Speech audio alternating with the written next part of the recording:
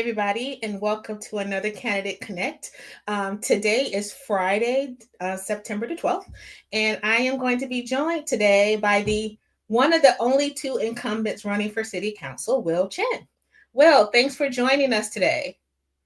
Hi, Alisa. Thank you so much for putting this on and giving me an opportunity to say hi to the uh, lovely citizens, voters who care about our city so much. Yes, and thank you for letting me reschedule it. But I almost am glad that it happened because I didn't realize Friday was also budget retreat day. So you're coming fresh off of budget conversation and numbers. So this would be really, I think this would be really good for our conversation. Hey, you only went from 9 to 3. Yeah, it's an easy, breezy day.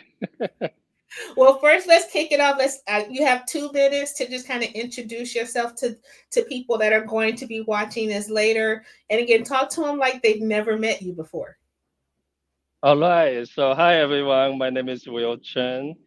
I'm a first generation immigrant. I came to this country uh, when I was 24 years old, young and full of energy. I went to Iowa among the heartland of our country. And when I first landed it at the tiny little airport in Cedar Rapids, Iowa, my friend picked me up from the airport and took me straight to the back of the kitchen of a Chinese restaurant, hand me an apron and say, "Welcome to America," Get to and work. get to work. So, well, I needed work at the time, so I went to work right away and working hard and working multiple jobs while putting myself. I decided to go back to school, get my accounting degree. So I was working and going to school at the same time. So I went to University of Iowa. Go Hawkeyes! Nice. uh, and get my master degree in accounting there, and then pass the CPA exam. And at that point, the door just opened up, and I become a big time auditor. I was auditing for Kimberly Clark, one of the Uh huh. Fortune 500 Yeah. company. And as an internal auditor, since the company was a global company, so we have sorry about the airplane flying by. You're uh, so we had different country headquarters. So Kimberly Clark really took me around the world.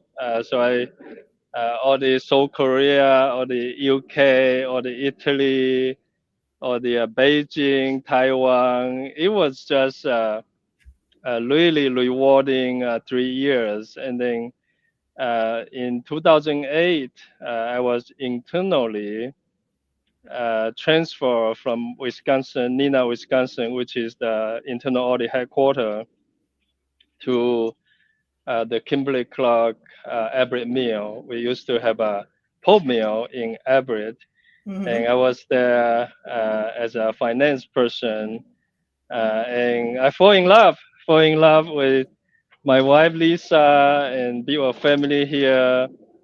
Love the community. I was fortunate was able to become a resident of Edmonds. It's been 16 years, and Yeah. yeah, and we had a family, and my son is 14 years old now. So time flies. Yeah. Um, so in 2021, I try run for city council, and prior to that, I was appointed to the housing commission.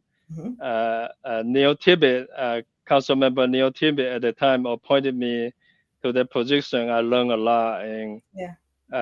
really appreciative of that opportunity. So I get involved with the city, and then in 2021 I ran for the city council position number 2. Uh, I really appreciate voters give me that opportunity. So I have been serving on the city council for the last 4 years, and now I'm running to retain my position number 2. I'm glad that you took me down memory lane on a couple of things. One was your appointment to the housing commission, because I remember when that happened, but then COVID hit and kind of messed everything up for everybody, right? Everything kind of changed and stopped and hasn't necessarily been the same since. And you'd also decided to run, like you said, that year as well. And you ran in the midst of a lot of crisis, right? A Mm-hmm. worldwide crisis, but literally here as well, with so much uncertainty kind of starting to slowly come out of the pandemic. What made you decide in all that crazy that you should run for office then? Because nothing was necessarily going to be cookie cutter, you know, was experienced before. I mean, you came in with, okay, there's a lot of stuff that needs to be managed and redone. Yeah, I appreciate that question. Prior to that experience, prior to the housing commission experience, I mean, I was so busy with work and family and uh, the political council member. It never ran across my mind before, but council member Tibby gave me the opportunity to be on the housing commission, and I learned so much about city planning, about city finance, and I realized that all these small local decisions that's impacting our life the most. Sorry about my dog. Puppy. Yeah. Uh, so I think to myself and talk to my wife. My wife is a high school teacher in Sawcrest High School. So I was like, I run my own company and I really care about my community. So this is the best way to invest my time. Mhm. Uh, so I give it a try, and knowing that during the pandemic and at the time uh, there were all kinds of interesting things surfaced. You're trying to get the Um, dog owner vote. I see what you're doing. yeah, it's like, oh, there you go. He can hang There you out. go. This is Sammy. Yeah. Yeah. Okay. Let me give you some food. Fine. Okay. Go there. Go there. Over there. Over there. Go. Oh, Yeah. puppy. Yeah. Sammy is a big boy, 85 pounds, Oh, wow. very active, energetic.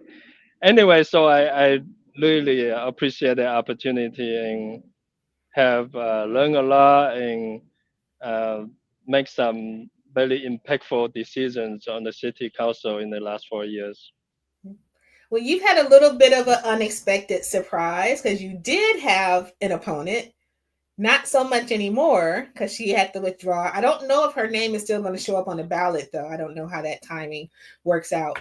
But what would you say to people that may have been considering voting for her or kind of listening into her? What do you want to say to people so that it doesn't feel like, oh, this is a done deal because I don't necessarily have an opponent anymore? Yeah, so I first of all I want to thank Jessica Bateman for putting her name in the hat. Anybody who care enough to step forward, uh, it takes courage and takes love and energy and time. And I know she is a very busy professional. Things happen, but I really appreciate her stepped up to run. And even though she is dropped out and I'm running unopposed, I'm just conducting business as normal. I'm doorbelling, I'm talking to people, I'm hosting meet and greet. Mhm. I have my team. I have a wonderful team who is helping me, and some of them are the young leaders of tomorrow. I have a couple of college students who stepped up. They were in political science, so they really want to get some experience. And I have high school students helping me. And on top of that, there's Ravaha and Harrison, those Mhm. very well recognized community leaders. I have a wonderful team who is helping me. So I'm just going to engage uh, and thank you for this opportunity. I'm going to take every opportunity that I can to engage with citizen. I know you probably have another topic coming up, but there are Yeah, many important decisions that we are in the process of making. So yeah. we'll have a discussion on that. Awesome. Well, you actually segued into my next series of questions. So, with all of them, I went on everyone's website and kind of wanted to pull off what some of their accomplishments and priorities are that they talked about. So, I want to give you an opportunity to kind of talk through some of these for us, if you don't mind. Okay. So, the first one we're going to talk about, everyone talks about, endorsements, right? Because these roles are technically nonpartisan. Mm-hmm. There's always some level of criticism around candidates that do get certain um, endorsements. Now, I know you didn't go after any organizational, I'll call it endorsements, but the individuals that you get and even the community leaders, I would say what stood out to me was that you had endorsements from, let's say, both sides of the aisle. Talk to us more about kind of what your feelings are about getting, candidates getting endorsements. What's the importance of them and why getting these were important to you specifically?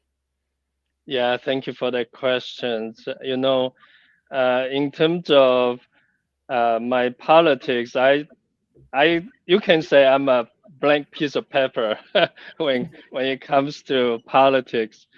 Uh, I was born and raised in China and immigrated to the U.S. A very busy professional with my own company and family life and all that. But when it comes to a city elected official position, especially at this level, I think it's very important that we represent uh, the the residents, the people who live here, who pay tax, and we all live in one community, and we all want the best things. We all want public safety uh, laws and uh, Oh, uh, basic uh, utility and all that. So I think none of those have any political sidelines. mm-hmm. So that kind of it's kind of guiding my action, my decision making, and endorsement as well. I'm seeking for people who care about their community, who make a positive impact in their community, and even though there are at times maybe some decisions that they make have their own reasoning, but I'm looking for endorsement from the people who care about their community, about their state, about uh, their city. So those are the endorsements that I'm seeking. Gotcha. So now you're doing these perfect segues for me because now I do want to ask you about some of your decision making because again you put some of your accomplishments on your website. So I wanted to kind of talk through those. And I will say this: um, again, you're only one of two incumbents running for city council, but I did notice on yours specifically, and I've only pulled a handful of these off.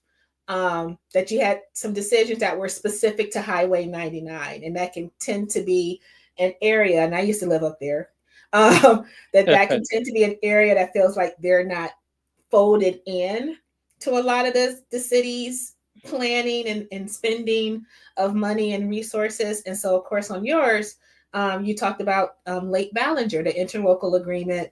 And also, I know on another slide where you talked about helping to champion the highway median stuff. Talk about why that was important to you to make sure that you were um, making some significant strides or decisions towards things happening on Highway 99. Yeah, you have been a resident up here as well, so you know this area really well. And I have living here for 16 years, so and I love the Edmonds Bowl and downtown. Is truly a community that's a gem, uh, a pearl that everybody love. Even like the dog park in the waterfront. My Mm-hmm. friend from Belleville, one of the attorney, they come here to use the dog park. Yeah. But in terms of Highway 99, uh, you know, uh, that public safety was one of the major concern of mine and many other people as well. So when we get an opportunity to make improvements on the center median, uh, that was one of the things that I have been dreaming of for many years. And especially the design, we raised the height uh, to a height that's slightly higher than regular Right. median height, and that prevent people from just crossing over, and that reduce accidents and save lives tremendously. I will And say the only thing I was not happy about, if I can even say that, was that all this happened after I moved. Because my apartments were right at 236 and 99. So uh-huh. I would hear on a regular basis the crashes, the Mhm. sirens, seeing, Mhm. those people trying to, turn illegally, or, all Mhm. those other things. So I was like, as much as I wanted to see that, of course, as soon as I moved, that's when it starts. So I'm very happy that it's there. And obviously I know the city did a presentation not too long ago, kind of talking about the results and how the numbers have dipped significantly on Yes. accidents and even fatalities. So I was like, I'm very happy about that, but kind of jealous that it didn't happen when I was still kind of in the area. Hey, I want to remind you that you, while you live in Edmonds, you were championing about the public safety on Highway 99 as well. So your effort didn't go unnoticed. I So appreciate that. yeah, yeah. So and you can always come back to visit us anytime. Oh, I'm up there a lot now, but I was just like, I didn't miss those times where I would just hear the and Yeah. seeing what happened before the police showed up, because it was literally looking out my window Uh-huh. and Uh-huh. you And could see it. another item you just saw earlier. Let me put something for my dog. Yeah, yeah. uh, Another item that you saw earlier was the like Behringer Hmm. launching area improvement. Uh, you know, that I have to credit effort, my joint effort with Council Member Tibet Yeah. in 2020. At 2023, he and I went out there and I saw him around. Say, uh, this area was run down. Was the launching area was all. There's a little wooden chair right in the middle, so people try to launch their boat. They have to go to the Hmm. side. In the I middle remember was that. Yeah. blocked. So we brought that up to past department, and we were able to I think it was like $25,000 investment in kind of reseeding the area and put a couple of bench on there. Hmm. So that's a huge improvement already. Yeah. But consider that kind of improvement comparing to what we invest in downtown Edmonds, which I love. Hmm. Um, Sammy, we hear you. Penny. Yeah, I mean the Civic Field Park, it's a tremendous project. We invest like over $15 million Yeah. in innovating that parks, Yeah, I was on the and that's planning board when that was happening. So yeah, that was a huge undertaking and a huge investment. yeah, and that's consider we have so many parks around the area already. Uh, but $25,000 investment like Bellinger, it make a big difference. Sammy does not So like being ignored. yeah, Sammy is trying to join the party. Well, we're going to next go into some of your more current accomplishments that you mentioned on your site, and that will dovetail into some budget questions, which I'm sure people are wanting to hear about. And if anyone's I know we have some people watching live right now. If you are watching live, I can see the comment section. So if you want to drop in a comment or a question along the way, let me know. And if we can fit it in, we'll fit it in. All right. Um, yeah, so let's talk about some of your more recent accomplishments that you listed, which is the red light cameras, RFA annexation, working on the hubs and centers, step housing, and then the interim tree code. Are there any one of those particularly you want to talk about specifically? Yeah, I mean, one thing that jumped out to me was the regional fire authority decision. Uh, that that negotiation, I was kind of in tune, and of course, police and fire, EMS services. Those are my top priorities all along. No doubt about that.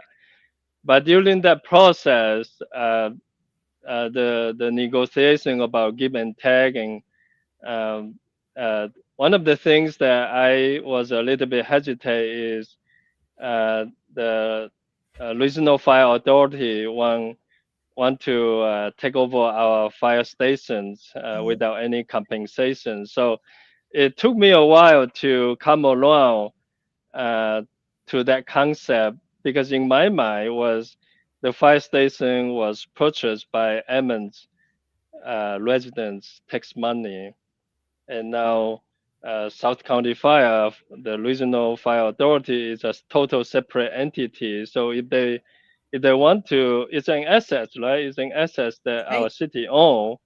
So they could compensate uh, for those fire stations. So that was one of the kind of like the things that I was focusing on. But then I think through that process, I agree that it doesn't matter who owns the fire station. Um, Ultimately, the fire and EMS services benefits the residents. I'm happy the outcome. Uh, about 67% approval, and that decision alone had a tremendous impact to the city budget, because the way it works is uh, now the city is no longer contracting with South County Fire. Instead, the city has become a member of the South County Fire. And what that means is the regional fire authority is a taxing authority. So they have the authority to tax residents within its boundary, within the regional fire authority boundary. So Edmonds now have become a member. So starting January 2026, every household will receive a property tax bill with a line that's separated to pay for the fire and EMS services. What that Mhm. means is the city of Edmonds is no longer writing a check to pay for those contracted services. So it has a tremendous impact in the city's budget going forward. And again, you're dovetailing into the next thing because I do want to talk about um, kind of what's happened with the RFA since I know that there was some issues afterwards about kind of paying for the rest of the year and Mhm. if that was something that was anticipated versus it Mhm. actually being said in the contract and Mhm. tons of stuff is going on around that. But Mhm. before I go into those, there's a couple things I want to kind of share and talk about. And one is that I feel like I think the average person doesn't know how the city is funded, right? And so with all these things coming up with, we have the RFA, but then we have the potential levy lift and some other things, which I'm going to ask you a question about next. I think that a lot of people were questioning like, why is this all happening? How come it's not just sales tax? What's going on? And so Mhm. it was really interesting to me to find this, and it's on the city's website and kind of breaks down for 2025, kind of how everything is kind of parsed out. And property tax obviously is the largest piece, Mhm. followed by sales tax, but not by too Mhm. much, and then everything else. um, what do you want people to understand about this, other than just kind of seeing what they see? Is why is this? I think some people are asking, how come it hasn't been talked about more? Why did it wait Mm-hmm. until we kind of got into this crisis? And again, you on your, and I didn't go into this yet, but you had on your website too talked about how you were a whistleblower around all this when you came on and wanted to call some of these things out. So how do you talk about this with, your average resident here in Edmonds is asking about why is it made up this way, and can something change? Yeah, so I mean, at least all these financial report, actually the city publish on a monthly basis. Every month we have a monthly financial report that's on the city website, and we discuss this at a council meeting as well. So the information is available to the public. But in general, for our city of Edmonds, we basically have two major operations as a city. One is what we call the day-to-day operation. So it's supported by the general fund. And then the other half of the operation of the city is the utility. So uh, the water, the sewer, utility. So we call that enterprise funds, and it's about roughly half. So our city in 2025, our annual budget is about $112 million, and half of that is general fund, half of that is utility fund. So the general funds are coming from sales tax and uh, property tax and impact fee and service fee, parking, and even the red light camera fees. Those goes to the general fund, and the utility fund, what we call the enterprise fund, basically is run by like a business. Mm-hmm. The city is selling water. The city is providing uh, sewer and those services, but then the city will send a bill to the household, and those bills, those amount are determined by the utility rate Mm-hmm. uh, that was set. So basically, these two separate operations, and there are some personnels that, for example, public work engineers. Sometimes it works uh, for the wastewater treatment. Sometimes it work for roads and other get pulled over by parks recreation department. So there are some allocations Mm-hmm. about their wages, but in general, is these two big operations. And you are correct that property tax is one of the most predictable income that the city has. It's about one third of the Mm-hmm. income, and then sales tax fluctuate from time to time. It kind of depending on the economy and people's purchasing power. And like lately, there were all kind of tariffs and other things impact people's uh, behavior of spending.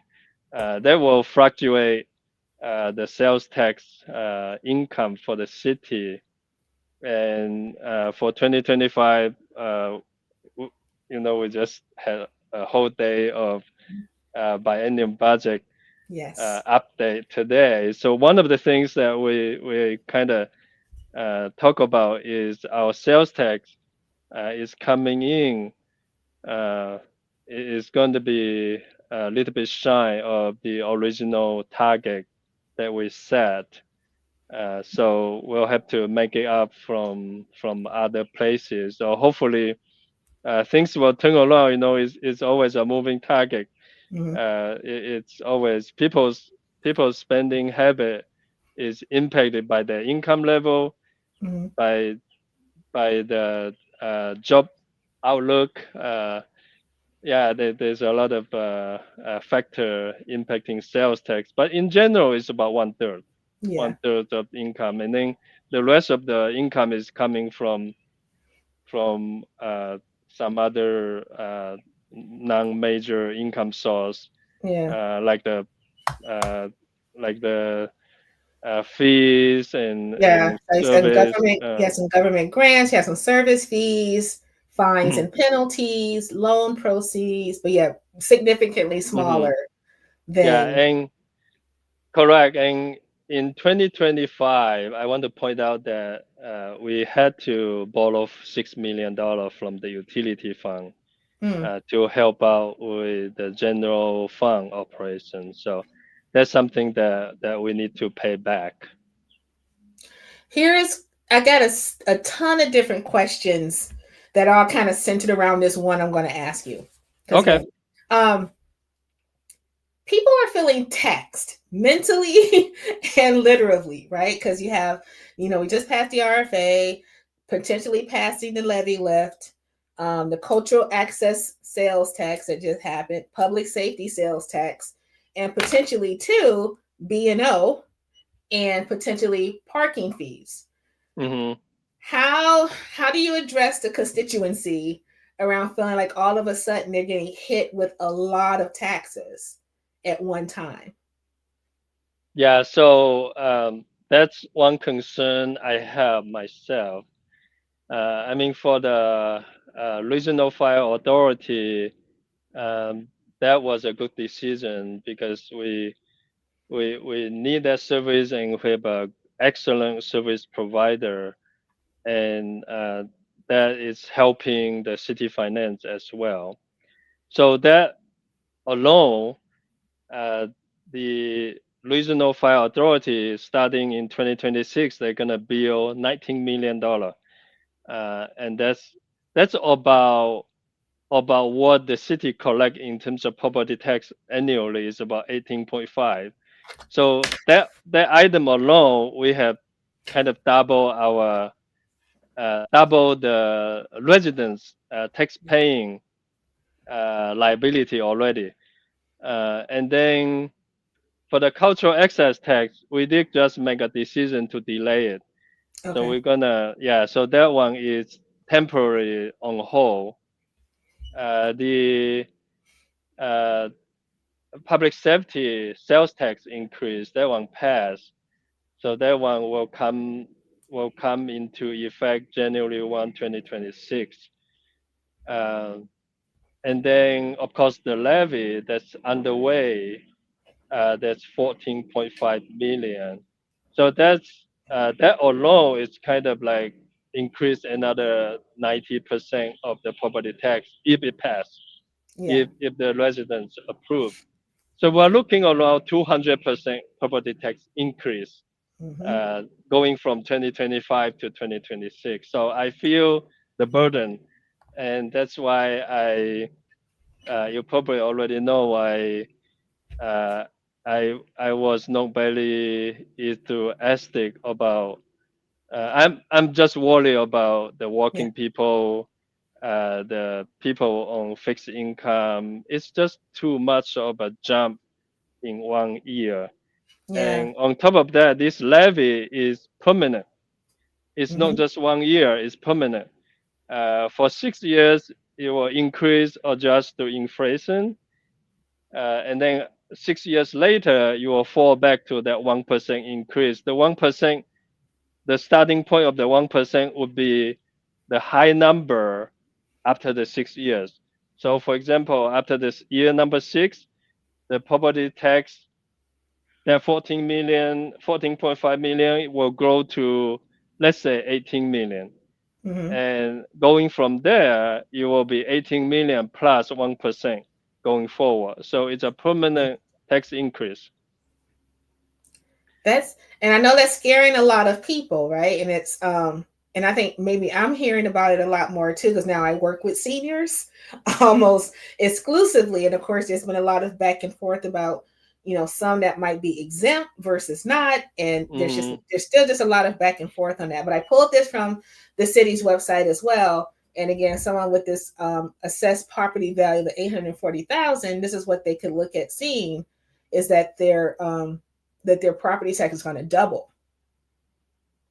well, actually, it double this calculator only consider the city portion, right? Yeah. Only consider the money that goes to the city.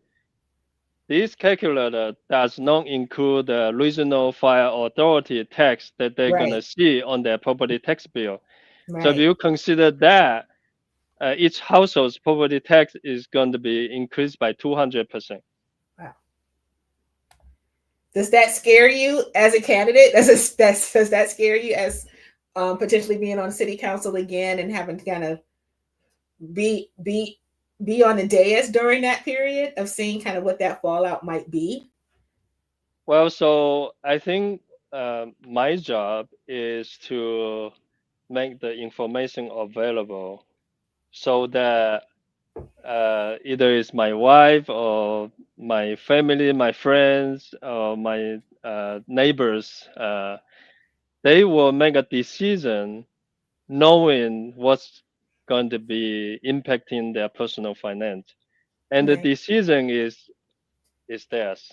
Um, so my job is to communicate and make information available. And for example, I point out that calculator that Mhm. is not including the regional fire authority, that 100% increase. That's some information that the voters need to know. Do you know? This is just a side question. Do you know if there's going to be anything that's created potentially that everyone can input all of those to kind of see what that larger number is going to be, or is it going to kind of be like piecemealed? Well, that's something that if there is such interest, we need to know, and then the Yeah. city can make that tools available. Yeah. I'm going to put it out there right now. Okay. Yeah, I'm going to put it out there right because I think, again, when someone sees one thing, just as you said, that's just specifically for the levy lift, but it doesn't include RFA. It's not including all the other things that is or may be coming down the pipeline. So that might help give a clearer picture depending Yeah, on definitely. what Yeah. someone's situation is. So yeah, that's going to be interesting. But thank you for making that distinction.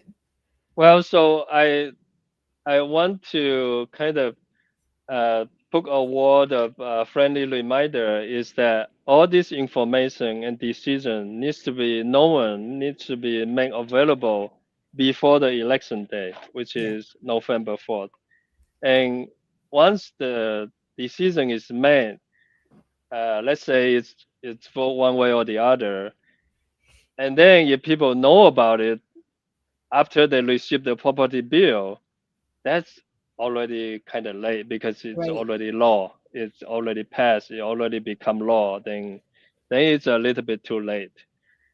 So we need to make those information, and I appreciate you making this platform available to reach out to the voters so they know before the decision date, which is November 4th. And I always think it's best when they can hear directly from the person, right? This person said this person, and this thing got caught up in the matrix, and you're like, I didn't say that. So now I go, they can hear it from you with your own words and context. So thank again. I appreciate everyone that has volunteered to be a part of this conversation. I really appreciate it. So, of course, you just came off the budget retreat. So, I got to ask you some budget questions. Okay. And you touched on community assets a bit with the RFA, right? About the firehouses and things like that. What came, well, before I ask you what came out of the budget retreat that you feel like will be good for people to know, or something that might have changed or sparked your interest, um, I know we've moved into this mid Hmm. biennium budget. Are there any items that you're first, can you talk about what that is for the layperson? But then two, are there any amendments that you're anticipating to move forward on that mid biennium? So first of all, biennial budget is just a way of uh, kind of developing a budget. Typically, uh, there are there are some cities develop a budget on an annual basis. You just look at the budget for the immediate following year, and the biennial budget you look 2 year ahead. For example, the last biennial budget we developed was 2025 and 2026, and you develop 2-year budget. Of course, right now we're doing mid-annual biennial budget adjustment, kind of Mhm. looking at what have we realized in the first 9 months, and then predict the next 3 months to kind of look at what are we going to come in 2025. Do we need to make some adjustments so that it will impact 2026?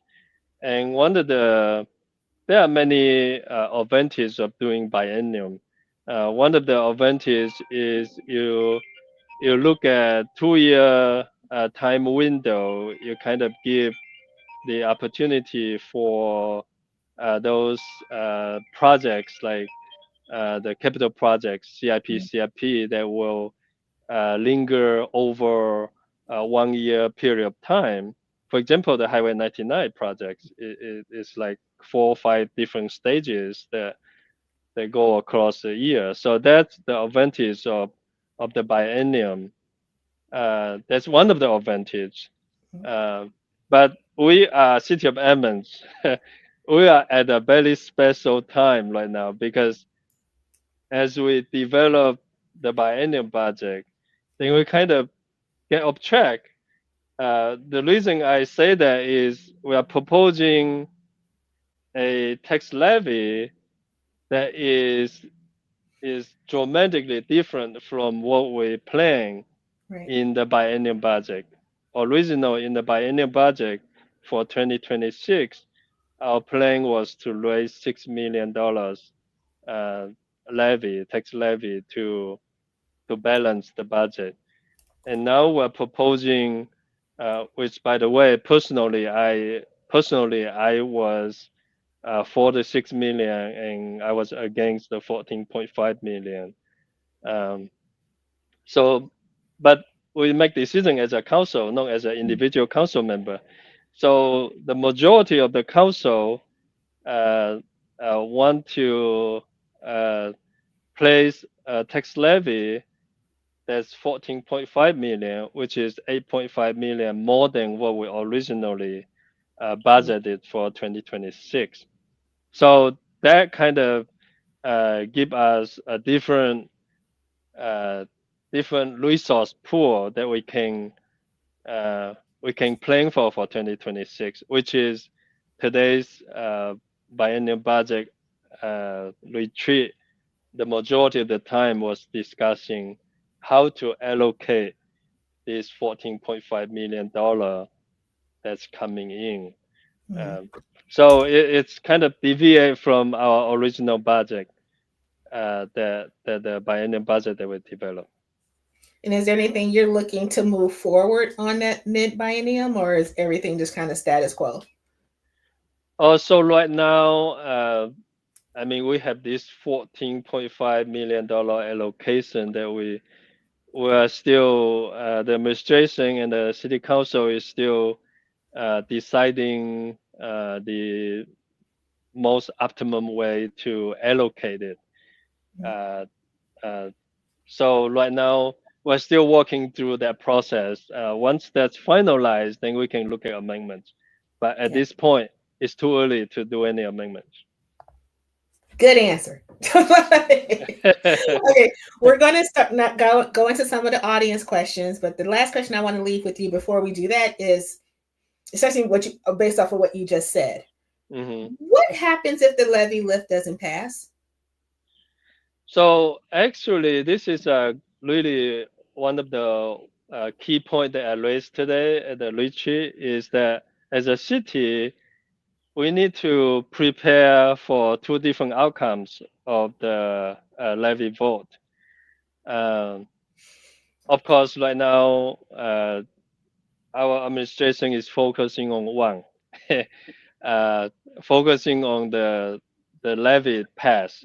Right. But to your question, I think if the levy doesn't pass, uh, don't forget that the $19 million fire EMS expenses is already off the city's books. So our heavy lift is already off the city's shoulder. Of course, the citizen still have to pay for it. Mm-hmm. So I mean, financially, we are short by $6 million. That's what we developed the biennial budget. So I think what we at that point, if the $14.5 million levy fail, what we need to do as a city is we need to look at different funds other than general fund because we have many funds on our books. Our city have money. We have $70 million, $72 million sitting in CD and investment pool in the Washington State investment pool. We have money. We just need to look at how to allocate those money to get us to buy us time so that we can place a $6 million levy that is needed to fund our city's operation ongoing. With the $6 million levy, in the plan that we have right now, is that we will use the for year one, which is 2026, Mm-hmm. we'll use $3 million to pay off the utility fund that we borrow in 2025, and Mm-hmm. then the other 3 million for operation because the law requires us to pay the utility fund off in 2 years. So in 2027 come along, we have another because the 6 million will be an ongoing permanent levy relief. So Mm-hmm. we'll have another 3 million to pay off the balance of the $3 million utility loan. So by that time, the 6 million is paid off. And Yeah. then we have $3 million for general operation in year 2028. That full $6 million levy will be able to build up reserves and pay for the operation that's needed. And then the following year, another 6 million. That's on top of the 18.5 million that normally we collect. Yeah. So we're gonna collect, let's say 19 million plus six is going to be 25 million on an annual basis property tax. So I think that alone, our city is going to be able to function normally and build up our reserve, pay off our utility loans. So I think that's in my mind that would be uh, the uh, the chart, the roadmap going forward It's because that that 14.5 is heavy burden for a lot of family. Yeah, exactly. And so I'm thank you for mentioning the I'm going to call it a savings account that we have a reserves, a saving account over here that has this money. Now that you said that though, and I'm already getting a couple of comments underneath from people that are hearing this, how does this play into the notion that some are saying the some that are saying yes on the levy lift or Prop One, that they're using scare tactics, right? Because there's messaging out there that says if it doesn't pass, then we're going to lose all these services. We're going to have to cut all this staff. And now hearing what you said was like, well, yeah, we want the levy to pass, but if it doesn't, we still have another option. Do you think that's a fair statement from folks to say that those things are scare tactics to get it to pass, or what do you think about that? Well, what I can say is if the city passed the 14.5 million, then we would have more resources that the city can plan for other things. For Mm-hmm. example, we would have money to probably implement more site work. We will probably have money to repair our swimming pool. Mm-hmm. We will have money to repair our library and other default maintenance. But some of those examples that I mentioned is capital money. It's Mm-hmm. not Right. the operating money. So usually for municipal government, it's kind of like a household, right? Mm-hmm. When you want to buy a house, you don't go to your boss say, "Give me a big raise so I can pay off my house." You go to the bank which in the city is taking out bonds. You borrow big money to accomplish a big project and then pay off over time. And many households take out mortgage to buy uh, their home, and it can be 15 years, it can be 30 years. Hmm. But if we pass the $14.5 million, our city will have more resources to invest in projects that will improve our lives to even a better place. Yeah. All right. So I'm going to give you a question from one of our viewers, was Christina M. And you've touched on this a little bit, but you can go into it deeper if you like to. But what are three action items you would recommend to increase the city revenue stream? So that's the topic that we discussed today. There are many options on our table.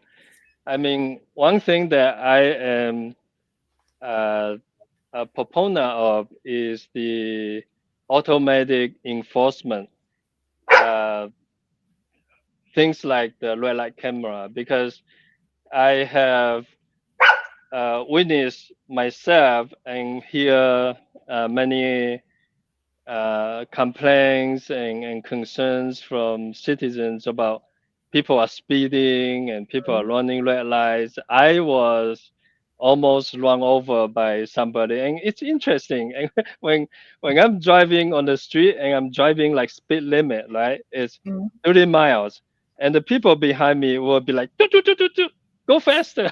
uh, I so may I. be guilty of that every once in a while, but yes, I do. Yeah, I think that's one of the things that will not only generate some revenue for the city but also improve public safety. And then the public safety sales tax increase, we already passed that. Um, the cultural access tax, we're gonna put a hold on that, and depending on how this tax $14.5 million levy uh, going to turn out, and then we'll take a different action. Of course, our city of Edmonds is a city of art, uh, so there are so many deserving nonprofit in the art arenas that will Mhm. benefit from this. But for now, we're taking a hold on that. Okay. Um, and then there are so many other things that we can talk about. Maybe Christina, I don't know what's the last name. McDonald. Yeah, McDonald. If you want to reach out to me either via email or phone call, we can go into detail. We can go through the budget book. Yeah. Somebody might take you up on that. Be careful. And then Roxy had kind of a similar question that we touched on already, but how can Edmonds bring in more tax dollars without building in the bowl? And I wanted to ask that one because the caveat of without the bowl piece. So help me understand this question. How can Emmons bring a more tax dollar without So I wonder if overbuilding? Roxy's thinking that if you're, are we getting sales tax, but something that comes off of, having more businesses created in other parts of the city that's not necessarily the bowl. Well, the way I understand the question is, how can our city bring more tax dollar without upzoning the bowl? That's kind of Mhm. how I read this question. Yeah. Yeah, I think uh, our city of Edmonds, I live on Highway 99, and I go around town quite often. Uh, so I see the entire town, and I think the highest density in terms of building capacity is Highway 99. The entire 2 mile district is business zoning, and Mhm. there is potential to go up to 7, 8 floor for building height. And the majority of the bowl and some other places are still uh, mainly single housing. Mhm. Right now, we just went through the hub and center concept. So we pick uh, different centering hubs around town. Hmm. And the closest one that I can come to mind is in terms of the bowl is the North Bowl area. Yeah. Uh, yeah, where on the northern in the Italian restaurant over there. Oh, so like, Puget Uh, Drive and Olympic View uh, Drive. Yeah. Where, correct. yeah, Yeah, the Portofino, that area. Portofino. Yeah, Yeah. yeah, that area. So I tour the area and I see some of the dead end street that's really not suitable for upzoning. So I think the city council is aware of that, and we're waiting for the planning department to go through the planning commission and then come back with some proposals to make some adjustments. So we're aware of that. But Hmm. for the majority of the development, I think it's still up on Highway 99. Yeah. Now, my last question for you from one of our audience members, and then we can go into your close. I want to couch this one with, and I know Kevin pretty well, so I think I know where he's coming from with this, or at least to one degree. He's asking, what vision do you have to reduce polarization and improve community engagement in Edmonds to help decision makers improve policy making?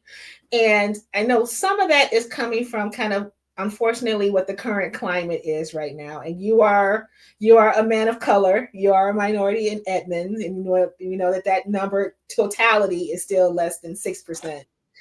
And knowing kind of some of the stuff that's been happening with ICE and all these other things, and we've seen them in the city. And so people are still feeling a little weary, right, around Mm-hmm, attending things or going to things in public because they think they're going to be pulled over or detained for just mm-hmm, looking the way that they look. So I think that has had some um, degrading of community engagement in the city because some people are maybe just feeling afraid. Um, mm-hmm, mm-hmm. as someone that is a person of color that is in a very significant leadership role in this city, how do you address that? And what vision do you have to kind of help reduce some of that polarization that has popped up? Yeah, Arisa, I really appreciate, and Kevin, my good friend, Yes, uh, Kevin. Yep. Kevin Henry. uh, Kevin Harris. Yeah, I Yes. really appreciate this question. I mean, our society has been poor to polarize, um, especially during the pandemic time. They were, I mean, as a Chinese descendant, a fourth generation Chinese immigrant to this country, it wasn't easy uh, for my family. My mother-in-law, maybe I told somebody the story. My mother-in-law in 2020 was walking on 76, right, right over Hmm. the street over there, because she lived like 1 block away from us. Yeah. She sometimes she walk come to our house, and out of nowhere somebody told her to go back to her country, and Hmm. she has been living in this country for 50 plus years, taxpayer, working for UW, retire and dedicated citizen. But I mean, uh, things like that, it happens. But from my perspective, as a council member, as a business leader, as a family person, I interact with people uh, with dignity and humble attitudes. I want to bring people together. I um, I mean, in 2021, I started the Unity Barbecue for a couple of years. That was great. That was fun. I did. Yes, I will agree. Those were fun. Yeah, that's great. But that kind of circle back to uh, the people I seek for endorsements. I want to bring people together. I want people to focus on issues that impact our daily lives. And that I think I have I have uh, model this effort of bringing people together um, to the best of my ability uh, in terms of my personal life and professional life and uh, my decision making on the city council. I demonstrate that. I think that's a great closing statement, but you still have, if you still want to leave some final thoughts, go for it. But I think that was really good. Yeah, I just want to say uh, really appreciate everybody in, especially in city of Edmonds. Is truly uh, a, a community that people love, and I really love the engagement and the enthusiasm from the residents. I know sometimes people are over passionate, but it just so much. It just go to show how passionate people are. It's really a blessing, and uh, I'm personally feel very blessed to be able to be accepted it uh, and be trusted with this kind of important role in our city, and I will do my very best to earn your trust and earn your vote. Thank you. Well, those are some great words to end on. So, again, thank you so much for carving out time to do this. I know you had a super long day of numbers and figures and data crunching, but you showed up fresh here. So, thank you so much, and good luck with your campaign in the upcoming election. We'll say goodbye to you now. And everyone else, thank you so much for watching live or watching later. Feel free to reach out to any of the candidates that we're talking to afterwards. They would welcome that. And with that, next week, we have 3 more of these to do. So hopefully you'll join us. Monday is going to be with Glenda Kroll. So with that, thank you. Have a wonderful weekend, and we'll see you soon. Take care, everybody.